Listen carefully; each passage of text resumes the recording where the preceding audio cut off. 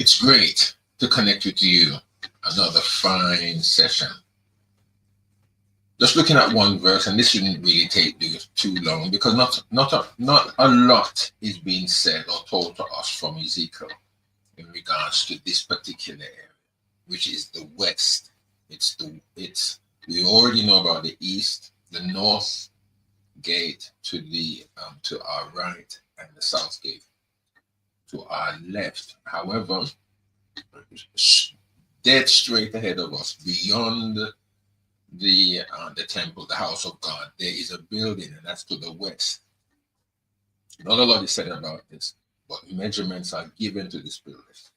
Let's read verse 12 of Ezekiel 41. It says, "Now the building that was before the separate place at the end towards the west was 70 cubits broad, and the wall of the building was 5 cubits thick round about, and the length thereof 90 cubits." And that is all that is said about this particular building. The, the Jewish text, verse 12, has it. It says here, "The building on the west, facing the separated yard, had an interior width of 122 and a half feet and interior length of 157 and a half feet, and exterior walls were 8 3/4 feet thick all the way around." Now that is that is quite large. That is an area that is quite large. However, nothing much is said what took place in that building. Is that strange or is it strange?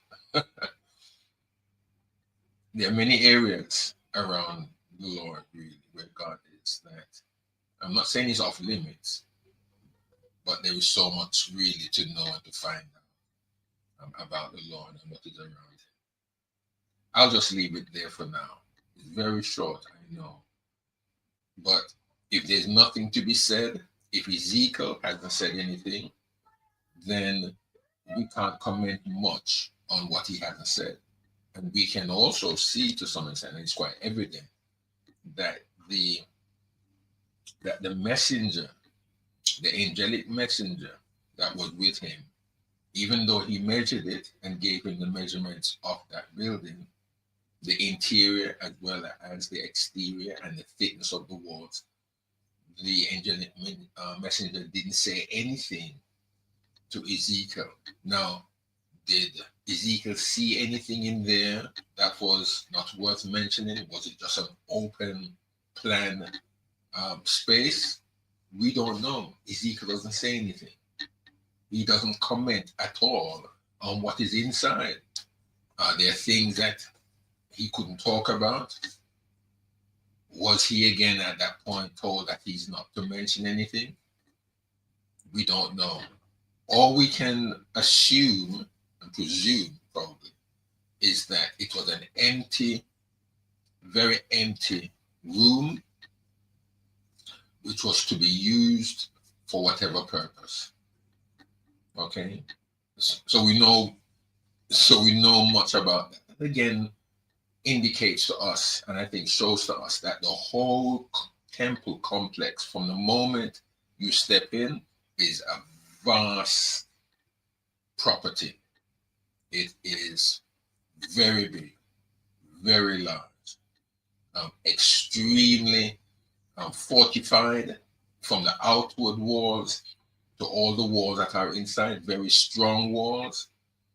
The doorposts are thick. The doors themselves are hefty and heavyweight doors. So the very structure of the temple complex was enormous. That's quite evident because the rooms and the spaces in between, it wasn't small, minute spaces that it would be difficult to move around with the amount of priests or with the amount of individuals that would come into the outer courtyard, never mind the priests themselves that would go into the inner courtyard. We are not aware that there would be tight spaces and a lot of pushing and shoving and not being able to move around. So think about this. Think about it. Probably the Lord may just touch your mind, may just allow you as an individual to have a revelation of what that room was to be or is to be in the messianic times. May God bless you. We pray in our next session, because we're now coming to the close of this particular chapter, chapter 41 of the book of Ezekiel. God bless you.